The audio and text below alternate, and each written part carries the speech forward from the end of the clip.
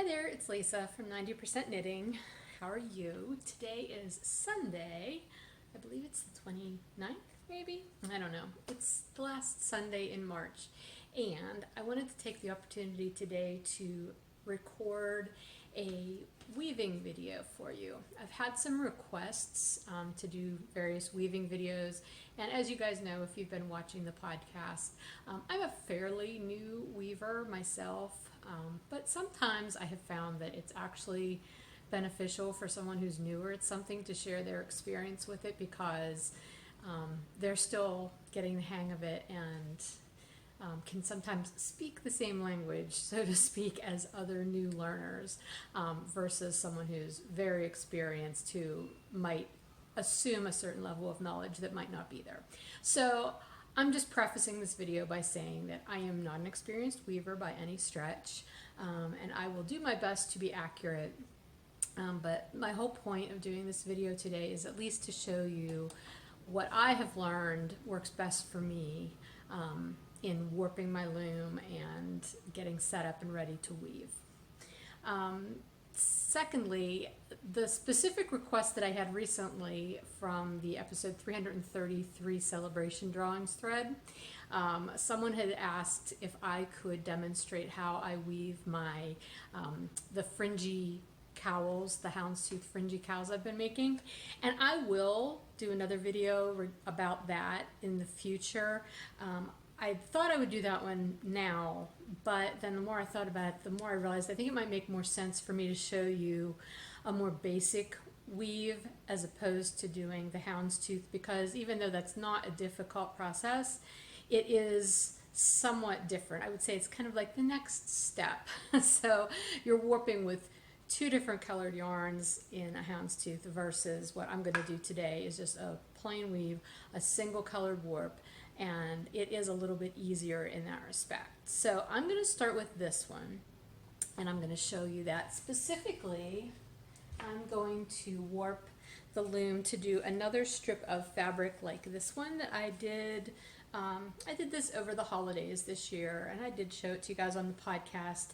I wove this with this yarn. Here's what it looks like in skein. This is what I used for my warp. This is some destination yarns in her Souvenir DK weight base in the Fall Run colorway. This is what it looks like, wound into a center pull ball. And so that is what I used for my warp. The weft is what I had spun up from the Holiday Countdown minis that I spun from my mini sets that I did 2 years ago. And so that's what I'm using as my weft, which is why it looks very, very different as you look at the strip, because there's so many different colors. And I alternated those throughout. So my plan, I still have a lot of those minis. This strip did not take nearly as many as I thought it was going to take. So I'll probably end up doing at least, I would say, 2 more of these strips, maybe even 3 before I use up all of those minis. So that's what I'm going to warp for today, is to do another one of these strips with those hand spuns as the weft, but this is going to be my warp. So that's the project that I'm going to be working on. Right now I'm going to change the camera angle and I'm going to just give you a tour of the loom. Again, I'm not super experienced, so I'm going to be using a cheat sheet just so I make sure that I'm telling you the correct things. But I thought it might be helpful for you to see the loom and know what the parts are that we're going to be working with and what they do in the weaving process. I will also add that I've not recorded this kind of a demo video before, and I only work with one camera, so I'm not fancy. So if there are strange jumps and transitions throughout the video, that's why. Just bear with it. I'm doing the best I can. Okay, so we're going to start with the loom. This is an Ashford Samplet rigid heddle loom. This is the 10-inch loom, and this is the loom. This is the back part, this is the front. That's very important, and I will show you that later on, because the last thing you want to do is to warp your loom backwards. You may have heard my tale of woe about doing that one time. But you have to pay attention to the front and the back when you're warping, or else you kind of end up with a little bit of a disaster. Okay, so this is my rear warp stick, and this is the front warp stick. This is what the yarns are going to be tied onto. These are heddles, okay, so these are the rigid heddles, rigid because they are rigid. And these are two different ones. This is a 7.5 dent rigid, 7.5 dent, oh gosh, okay, 7.5 dent heddle. This is a 12.5 dent heddle, and that refers to how many places your yarn will be able to be in an inch. So if you look at these, and let's see if I'm showing these to you well. Let me get back here. So you can see the 12.5 has more slots and holes per inch than the 7.5. So this would be good for heavier yarn, and in fact that's what I'm going to be using today because I'm warping with a DK weight yarn. This one I tend to use when I do fingering weight yarns. And technically if I had maybe a 10 dent heddle, that actually might be better for fingering weight, but that's neither here nor there for this. So that's all I can tell you about these. They also have other numbers, and I wish I could tell you what they mean, but I don't know. So I'm still learning. I'll figure it out eventually. But for all intents and purposes, this is what we need to know for this particular project. Heddles go in these little areas here. So when we go to warp the heddle, or warp the loom, it's going to be right there. This is the neutral position, and then as you're weaving, this is the lower position, and this is the raised position. So, but this is where it starts whenever you're warping the loom. This loom is set up to have two heddles, so technically if I had two of the same, you'd want them to be the same size, but I'll just demonstrate for you here. You could actually warp it with two heddles, and that is for techniques that I don't know anything about yet, so I have not done that. But technically I could do that on here. All right, so I'm going to go ahead and I'm going to get my loom set up over on the table, and then I can show you the next step in all of this. Okay, so this is the back of the loom, so I'm going to line this up with the edge of my table, and as you can see, this back beam back here has a hole in it, and that is what holds my clamp. So the clamp end goes in there, and then it goes on the table like that, and then I will tighten that up. Okay, so I have the clamp tightened, so as you can see, the loom isn't going to go anywhere, and that's important because you need to have good tension while you are warping the loom. Okay, so there's the loom over on the table, and here we are at my counter. Now, if you were really wanting to weave something that's a specific length when it's finished, you would probably get a little bit more precise than what I'm doing.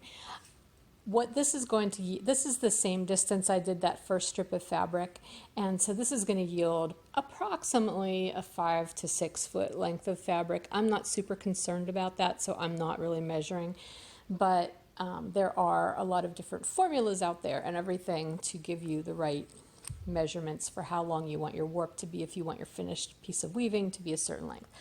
I'm not paying attention to any of that right now because it's not important for what I want to do. What I do need to do right now, though, is I need to attach this to this countertop. This is my warping peg. This loom is a direct warp loom, which means you're not using a warping board. You're warping it directly onto the loom, so you need this peg to do that. And I'm going to situate this peg so that it is roughly right across from the center of the loom. So that is pretty much directly across from the loom. So if we go over here, to move my chair, if we go over here, we can look and we can see here's the loom and there's the warping peg over there. So that's about right. Okay, so here's my yarn, which I already showed you. We're going to start warping the loom now. What's important to know ahead of time is that you need to work with your yarn in either a center pull ball, or you might be working from cone yarn. If it's on a cone, then that's fine. You don't have to do anything else. It works much easier from a center pull ball. I'm not saying you could not do it from a hand wound ball that's pulling from the outside, as long as you had it maybe in like a yarn bowl or something to keep it from rolling around on the ground. But I find it easiest to work from a center pull ball. And so I'm going to set my center pull ball there on my chair, and I'm going to be using this, which is my threading tool, and we're going to be using this end of it for this part of the process. Something else I'm going to do before I actually start warping the loom is I'm going to use these rubber bands to help hold this warping stick in place. And this is actually a little trick that I learned from watching Grace from Babel's Traveling Yarns. She showed this. And basically it's just helping to secure, not really secure, but it's holding this in place just a little bit better than it would be if they were just dangling and this was moving. It's just all a lot easier to work with those two rubber bands there. So basically you want this to be a few inches away from your heddle. So that's, a decent spot. Actually, I could even do it back a little bit.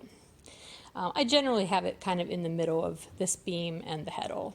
I like that because that gives me enough space to work with. So I'm going to start by taking my warp yarn, and I'm going to start from this end and then work this way because I'm going to be using the whole width. So essentially I'm going to tie this onto here. Okay, so there we have that. That is tied, it is secure. Okay, so I'm going to take my threading hook and I'm going to put it through this first slot. I think you can see that. So it's going through the first slot, and I'm going to hold my yarn and put it in this little groove of threading hook, like so, and I'm going to pull it through that slot. And then I'm going to take it and I'm going to walk it over to the warp peg. All right, so I'm walking that over here, and it's just around the warping peg. And the other end is here. So that's my first pass over to the warping peg. To do the second one, I'm going to do the same exact thing.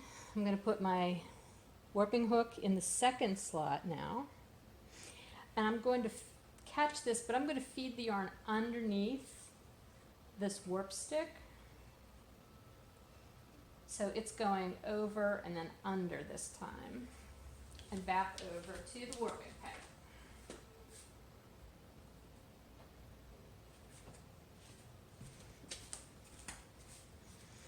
So now my working yarn from the ball is underneath. So this time when I go into the third slot, I'm going to feed it over the warping stick. Whoops, no, I didn't do that correctly. There we go. So it's over the warping stick, but not overlapping any of the other yarn. That's the one thing, you want to keep these nice and separate. You don't want them to overlap each other.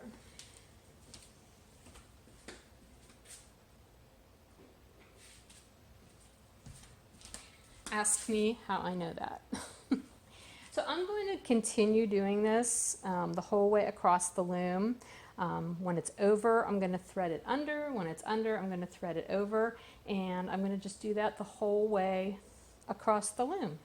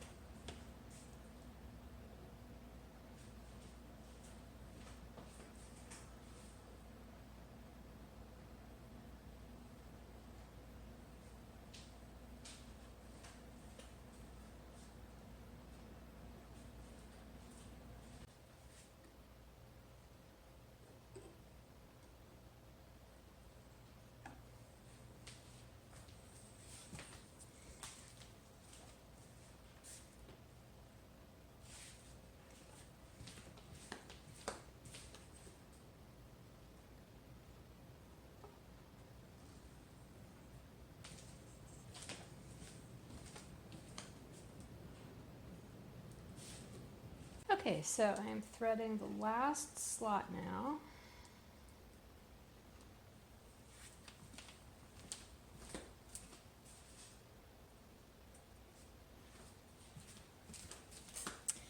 And so all of the slots are threaded, you can see, hopefully.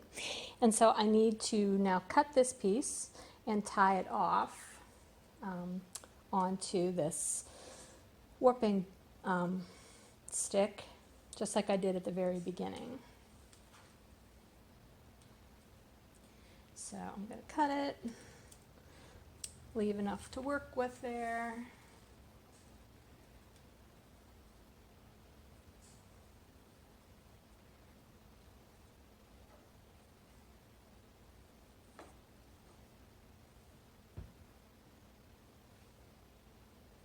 Okay, so there we go. That's what it looks like from this end. And that's what it looks like going all the way out. Sorry, I just got my finger in front of the camera. Okay, so what I'm going to do next now is down at this end, down at the warping peg end, and I'm going to take just an extra piece of yarn. I just pulled this off of what was left in that ball that I was using. And I'm going to take it and I'm going to tie it up here, just below the warping peg, you know, a couple inches from it. I'm just going to tie it. I'm not making a knot. I just did a single tie there, and then I'm going to tie it into a little bow. Basically, we just want to hold this together. You could even do it a little bit further down here, but whatever. And then, got scissors. I'm going to take that off of the warping peg, and we're going to cut this. Ah. Okay, so those are all loose ends now. And so now what I'm going to do is I'm going to take this and I'm just going to sort of, I've done it different ways. You can just leave it like this and kind of wrap it around your hand. I don't know if you're seeing that or not. There we go. You know, you can just kind of wrap it that way the whole way down towards the loom. What works best is if you actually have a second person to help you. They can hold this as you're winding this onto the loom. I usually don't have a second person to help me, so I either just wrap it kind of around my hand like this as I'm doing this, or you can take it and you can do this braid thing, which it always takes me a minute to remember how to do. Okay, so now the next step is to wind all the warp onto this back rod back here. And the important part of why we did this is just to help keep it in tension. I kind of regularly just sort of comb through it with my fingers to make sure they're all kind of sort of evenly tensioned. And then I'm going to use this knob here, which this is sort of, this thing acts as a brake for it. You can see that lets it go and then it would go forward. But when it's this way, that acts as a brake. I don't know what it's actually called. But as you turn this towards you, it's rolling back. So that's what we're going to start doing.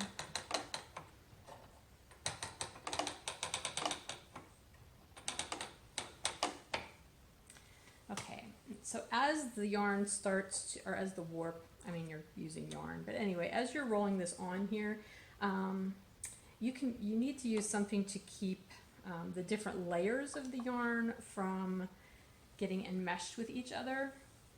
You can use these little cardboard sticks, which I tend to use these more at the front when I'm starting to weave than I do back here. So I have these pieces of, they're paper bags actually. I use these and I put them in between. So I'm just going to slide this one up. It's kind of going in between the beam at this point and the yarn, but that's okay.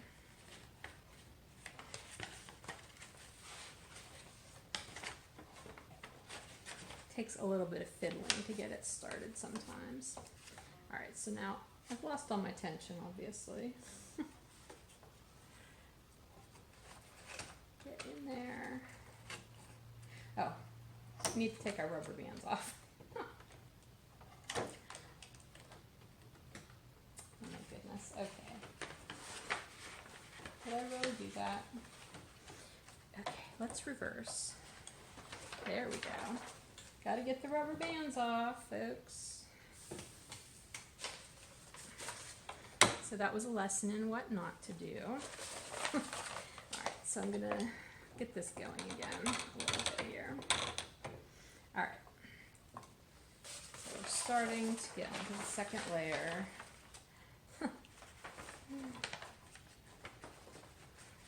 Get that up there. Alright. So one hand is going to be keeping tension on the yarn, and the other is going to be winding the roller. And as you can see, that paper is just rolling on. Actually, hopefully you can see it. I'm not sure what you can see at this point. Okay, well, you're seeing something. And I'm just going to, keep smoothing out my yarn while it's rolling on here. As I come to those chains that I made, I'm just going to kind of undo them.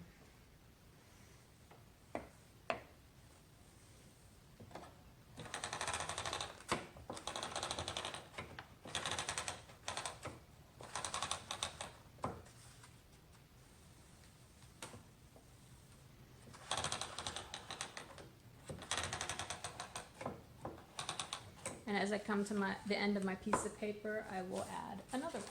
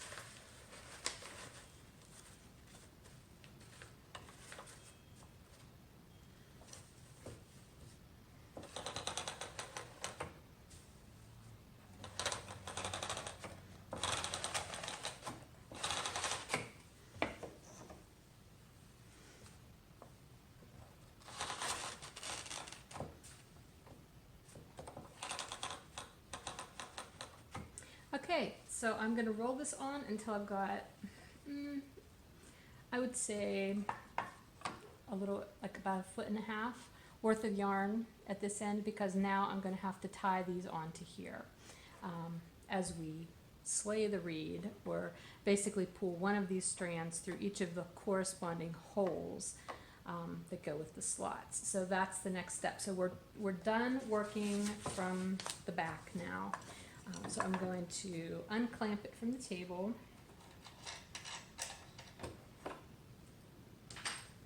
And I'm going to turn it around. And I can clamp it to the front, which I don't ordinarily, but since it's right here.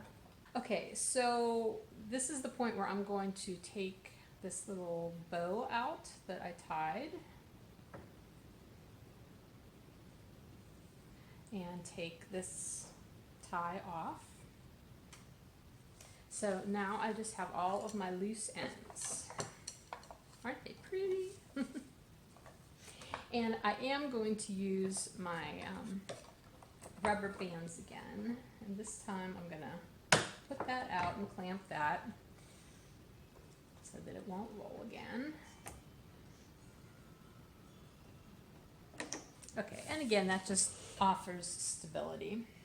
So I'm going to work from this end over to this end, and I'm going to work on putting one strand. If you remember, when we pulled it through, you ended up with 2 strands of yarn through each slot. Okay, Now we need to take one of those strands and put it in the hole next to it. I always go to the right.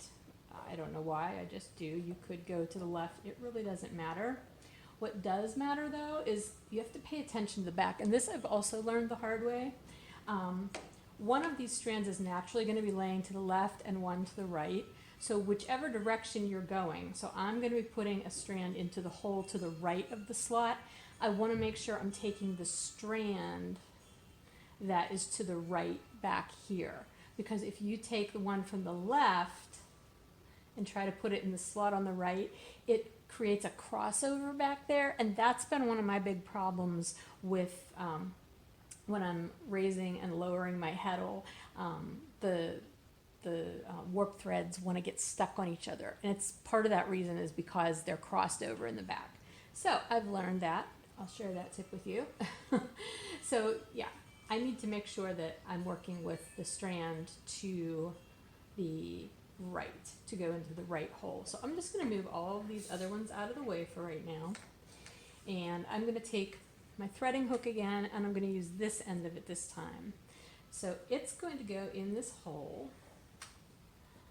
And actually, before it goes in the hole, I'm sorry, I'm sitting at a weird angle, so hopefully this is okay for you guys. But basically, that's getting pulled out of the slot from back there, putting my hook in the hole, hooking that thread. Sure I am. And then pulling it through the hole. So those first two are now threaded and they're in the right situation back there. They're not crossed over. So I'm going to just kind of push those to the side, and then I'm going to work with these next two strands from the next slot. And again, I'm going to figure out which one is laying naturally to the right, and I'm going to pull that out of the slot, and then this one can go over there out of the way. And I will put my tool in that next hole to the right, hook the yarn and pull it through,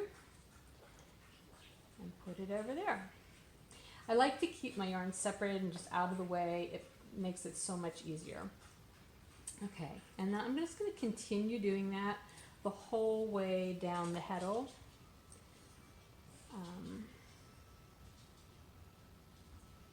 Making sure that these stay tensioned enough to be out of the way, and knowing which one I need to pull from back. This part of the process is a little tedious, but it's important to do it the right way because it'll save you headaches later on in the weaving process. So I'm going to continue doing this down the heddle. I'll leave the camera on for a little bit so you can just continue to see me, and then we're going to jump to the next part once I get to the end here.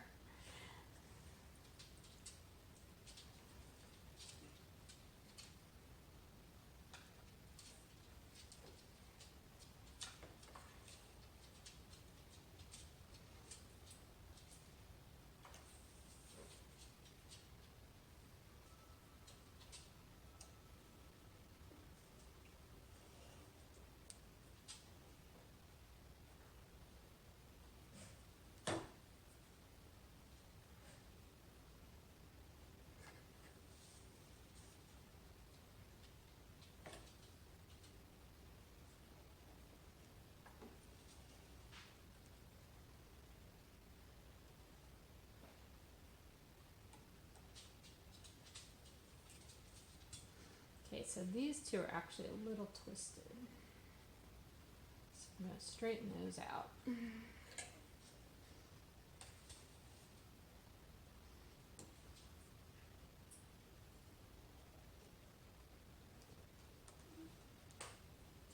Okay, so I'm almost done. I have the last two slots to go here.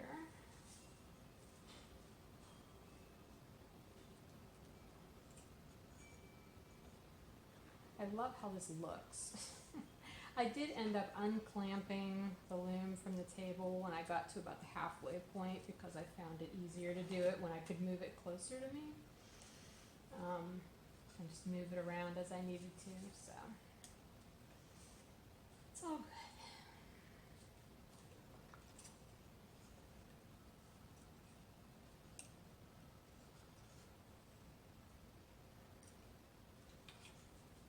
Okay, so every slot has its corresponding hole threaded now.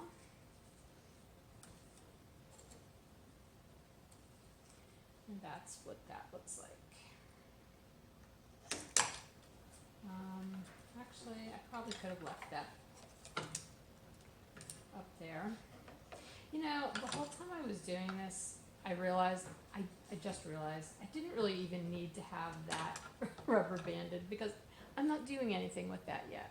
So you don't need to have that done at that point. While you're threading the holes, it's actually easier. I was wondering why I was having a harder time doing it than I have in the past, and that just dawned on me. When I undid that, it's like, oh yeah, that's why I always pulled it closer to me, because then I could work from underneath too. So yeah, don't put the rubber bands on it while you're threading the holes. It's actually at this point that you'll want to do that, because again, you're going to want that stability while you're tying all these threads onto this front warp. Oh, my husband's yelling at a cat downstairs, sorry. Anyway, this front warp stick. You need this, the tension is really important at this point. I believe the instructions that came with the loom say to divide this into 6 segments. So that's what I'm going to do. So I'm going to split it in half first, because that's obviously the easiest thing to do, and I'm going to make sure I'm starting with a slot thread. And then I'm going to take each of these sets, and I'm not going to count it out. You could if you really wanted to be exacting. I'm just going to get these nice and straight and organized and divide them up into groups, into 3 separate groups. Again, I want to be ending here with a slot thread, because you don't want anything to be crossing over. So that's going to be one group, and I'll divide this one. Okay, so there's 2 more groups, and I'll do the same over here.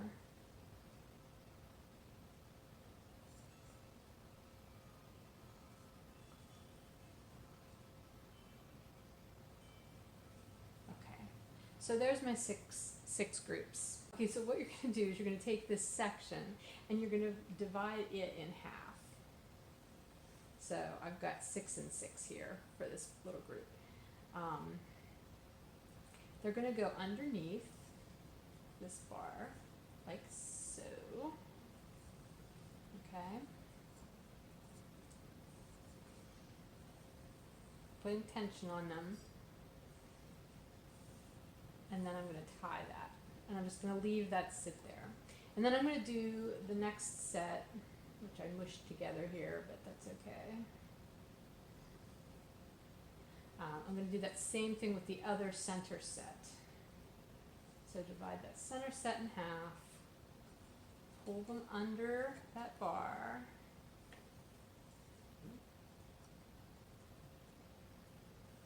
Okay, put tension. The ultimate goal is that all of these are going to be under the same amount of tension.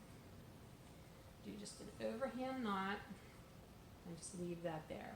Now I like to work back and forth, so I'm going to do that same thing again over here to the left of my first set.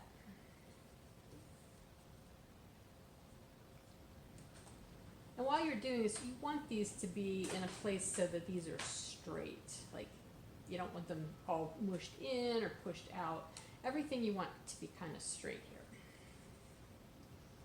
Okay, so tension, knot.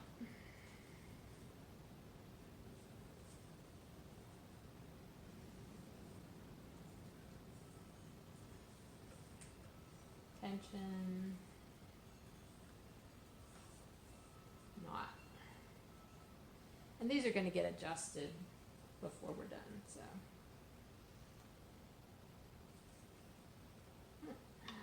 I was spot on with my dividing up, because these all had sets of 6 when I split them in half. Go me.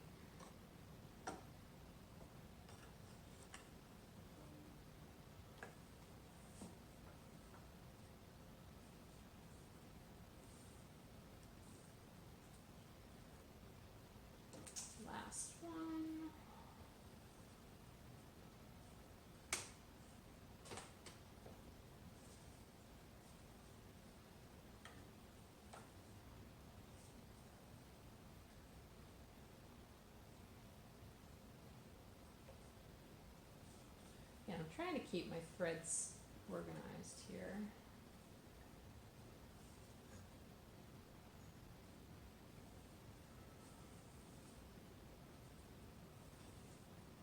Okay, so all of these are on here now. Now I'm going to go back and I'm going to check my tension, because you can see, yeah, they feel pretty good, but I'm going to go back and I'm going to take the first one and I'm just going to give it a little bit more tension and tie that a little bit more snugly, and then I'm going to match up all the other ones to try to have that same amount of tension on my warp.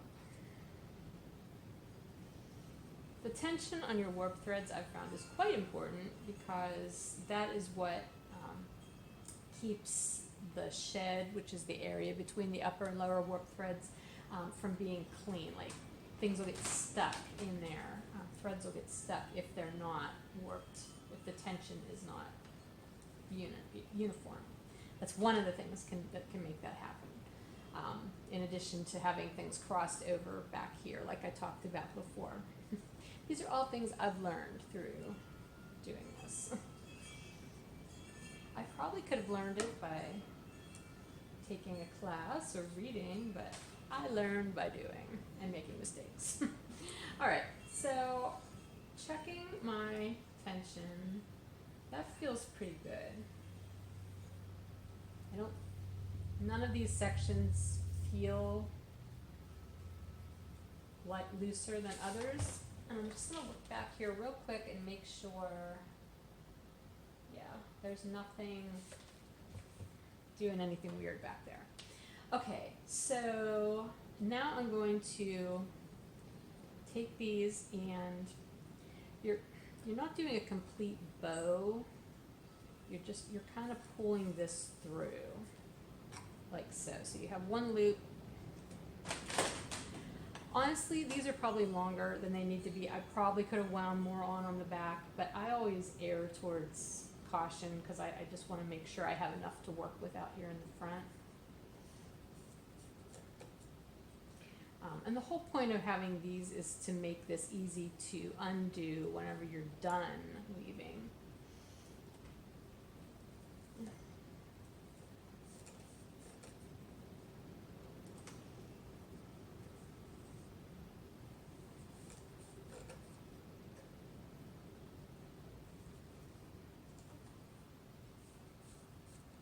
Okay, so again, tension feels pretty good. Alright, so I'm going to take those off now, and I'm going to loosen this in the back a minute, and I'm going to roll this forward just a bit,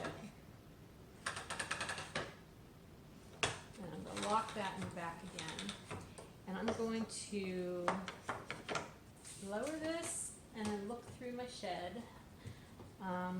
Let me see if I can move the camera to show you what I'm looking at. Pay no attention to the packing straps on our piano, because that's a piano over there. Anyway, look at this. So I'll put the heddle back. This is neutral, so all of the threads are lined up. And when I put it down into the lower position, you see how I can see straight through there? There's nothing hanging up. That's what you want. Same way when it's in the upper position, nothing hanging up. That's what you want.